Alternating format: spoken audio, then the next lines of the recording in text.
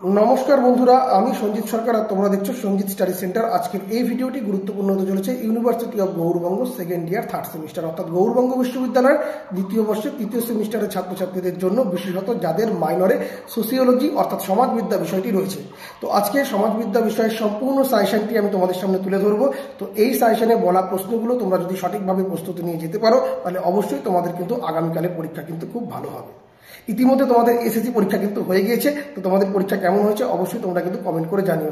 বেশি দেরি করবো না, হাতে যেহেতু সময় কম, তাই সরাসরি মূল ভিডিওতে প্রবেশ করবো। ভিডিওটি ভালো লেগে থাকলে অবশ্যই লাইক করবে, কমেন্ট করে তোমরা তোমাদের মতামত জানাবে, বন্ধুদের মধ্যে শেয়ার করবে। আর চ্যানেলে প্রথম হয়ে থাকলে অবশ্যই সাবস্ক্রাইব করে পাশে দেওয়া নোটিফিকেশন বেল আইকনটিকে ক্লিক করে রাখবে পরবর্তী আপডেট পাওয়ার জন্য। তো চলো শুরু করা যাক আজকের এই গুরুত্বপূর্ণ ভিডিও। এবং পরবর্তীকালে যে সমস্ত ছাত্রছাত্রীরা আমার কাছে যদি কেউ অনলাইনে বা অফলাইনে টিউশন করতে আগ্রহী হয়ে থাকো বা অনলাইনে নোটস নিতে চাও, তাহলে অবশ্যই যোগাযোগ করতে পারো 7384384758 নম্বরে। আর নোটের ক্ষেত্রে কিন্তু অবশ্যই পেড করতে হবে। তো চলো শুরু করা যাক আজকের এই গুরুত্বপূর্ণ ভিডিওটিকে। তো বন্ধুরা তোমাদের থার্ড সেমিস্টার মাইনর সোসিওলজিতে কিন্তু তোমাদের 10 নম্বরের 4টি প্রশ্নের উত্তর করতে হবে। 4×10 40 নম্বর তোমাদের লিখিত পরীক্ষা হবে। সেক্ষেত্রে যে প্রশ্নগুলো গুরুত্বপূর্ণ তা আমি এখন তোমাদের সামনে তুলে ধরছি। অবশ্যই প্রত্যেকটি কথাকে মনোযোগ সহকারে শুনবে এবং ভিডিওটিকে শেষ অবধি দেখবে, তাহলে তোমরা বুঝতে পারবে। এখানে আমি যে প্রশ্নগুলো দিয়েছি এগুলো কিন্তু কাটা কাটা করে দিয়েছি। এর মধ্যে কিন্তু অনেকগুলো টপিক রয়েছে।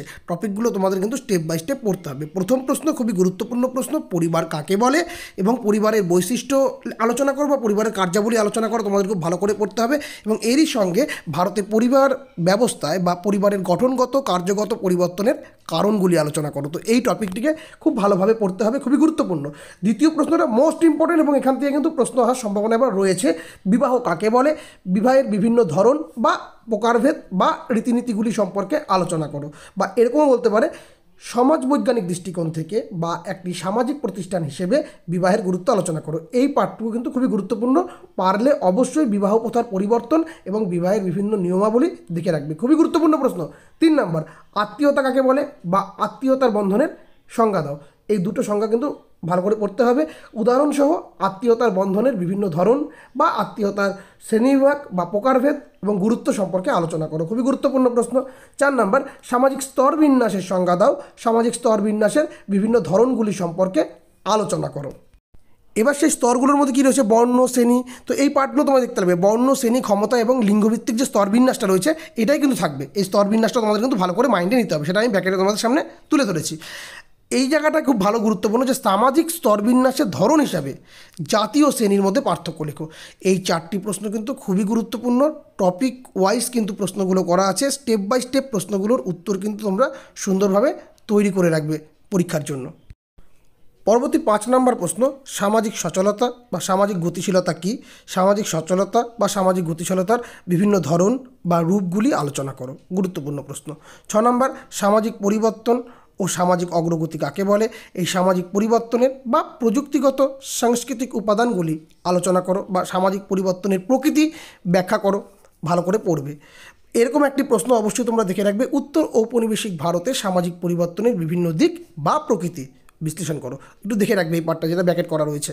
7 নম্বর, একরৈখিক বংশগতি কী? এর বিভিন্ন ধরন প্রকার সহ আলোচনা করো। এই 7টি প্রশ্ন কিন্তু মোস্ট ইম্পর্টেন্ট এবছরের পরীক্ষার জন্য। টপিক ওয়াইজ প্রশ্নগুলো করা আছে। প্রশ্নের ভিতরে কিন্তু তোমাদের এক্সট্রা করে স্টেপ বাই স্টেপ যে পার্টগুলো দেওয়া আছে সেটা তোমাদের রেডি করতে কিন্তু হবেই হবে। এবার এই প্রশ্নগুলো ভালো করে রেডি করবার পর কয়েকটি অতিরিক্ত প্রশ্ন দিচ্ছি, এগুলো অবশ্যই তোমরা কিন্তু দেখে যাবে পরীক্ষার হলে। অতিরিক্ত প্রশ্নগুলো এবার দেখে নাও।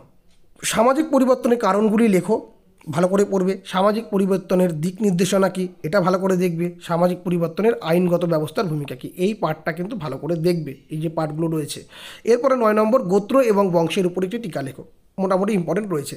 এর পরবর্তী 3টা প্রশ্ন একটু তোমরা দেখে যাবে। জাতি ব্যবস্থার সংজ্ঞা দাও, জাতি ব্যবস্থার বৈশিষ্ট্যগুলি আলোচনা করো।